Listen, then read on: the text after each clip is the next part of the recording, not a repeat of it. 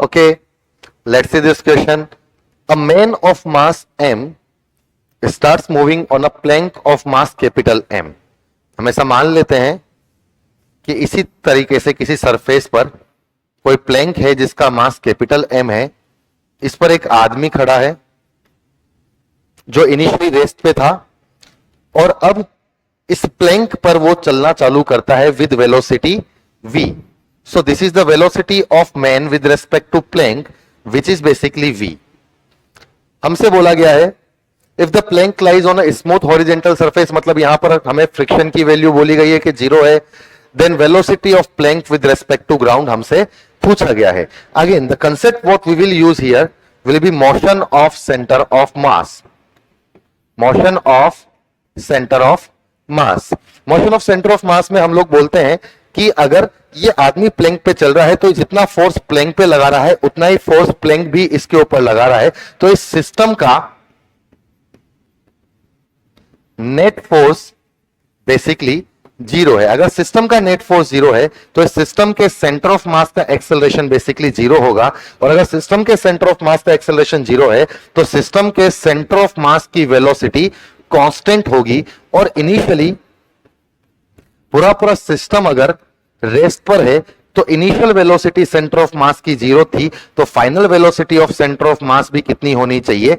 0 होनी चाहिए, विच is basically m1v1 plus m2v2 upon m1 plus m2 should be equals to 0, which means m1v1 plus m2v2 should be equals to 0. But यहां ध्यान देने योग्य वाली बात यह है कि v1 और v2 जो वेलोसिटीज हम लोग रखें वो बेसिकली सेम रेफरेंस फ्रेम में हो. अब यहां पर हमें जो मैन की स्पीड दी हुई है वो प्लैंक के रेस्पेक्ट में दी हुई है, तो मान लेते हैं कि प्लैंक की भी कुछ स्पीड रही होगी. मान लेते हैं this is velocity of plank. तो अगर मैन की speed with respect to plank लिखेंगे so it will be nothing but velocity of man minus velocity of plank with respect to ground. So velocity of man with respect to ground यहां पर हो जाएगा क्या?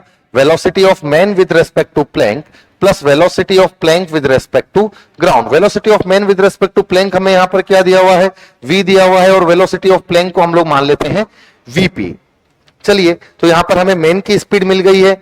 अब हम directly इस formula को यूज करेंगे. तो यहां पर मैन का मास हो गया कितना? m. इसकी स्पीड कितनी होगी? v plus vp plus plank का मास कितना हो गया यहां पर? m. और उसकी स्पीड कितनी हो गई है यहां पर? vp हो गई है. चलिए, अच्छी बात है, अपने को यह बात भी समझ में आती है, इसमें कोई खास परेशानी वाली बातचीत नहीं है. ठीक है, अगर यहां पर देखा जाए तो यहां पर हमें क्या चाहिए? प्लैंक की स्पीड चाहिए बराबर 0. तो प्लैंक की स्पीड हम लोग क्या लिखेंगे? m into V plus small m into V P plus capital M into V P बराबर 0. So basically vp is nothing but minus mv upon small m plus capital M. यहां पर माइनस साइन बता रहा है कि जो प्लैंक की स्पीड है वो इस मेन की स्पीड की अपोजिट डायरेक्शन में है. मतलब अगर मेन सामने की तरफ चल रहा है तो प्लैंक यहां पर पीछे की तरफ चलेगा और उसका मैग्नीट्यूड होगा mv upon small m plus m, which is option number